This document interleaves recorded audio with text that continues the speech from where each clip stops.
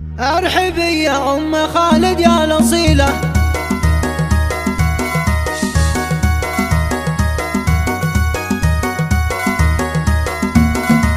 ارحبي يا ام خالد يا الاصيله، ارحبي يا ام خالد يا الاصيله، ارحبي يا ام الوصوف اليعربيه، حشمخي وساس عزك والقبيله، حشمخي وساس عزك والقبيله، وارقصي على اللحون السامريه يا ام خالد بنت وافنا الخصالي، يا غناة الروح يا بنت الرجال، يا عسى الفرحه لك بكل الليالي، والسعد فارق ولا تلقي مثيله، والعروس الزينري ما هي تغنى، والعروس الزينري ما هي تغنى، لرقصت كلها ترى زينا وفنا، يا عروس الحفل يا عنق الغزالي، يا عروس الحفل يا عنق الغزالي، انت يا اخت القمر ملك مثالي، رحبت ام خالد في احلى الليالي بضيوف وقالت ابعث بالجزالي، يا هلا يا مرحبا مليون والله، ارحبوا وقدركم عالراسين، نسل ساس العز وزحول الرجال، نسل ساس العز وزحول الرجال، هم حال الفزعة وهل ساس ومحابة، ساسهم معروفهم روس الطوالي، ساسهم معروفهم روس الطوالي، ولا كتبت الشعر تحتار الكتابة، حطي يا راكن في عينك احلى ريمة، وانثر بقلبك لها ورد وزهوري، ريمة ريمة منبع القلب وسروره، والله ما في مثلها بين الحضور، والختام الله يجعلها السعادة، فلكم وافراحكم طول الزمان.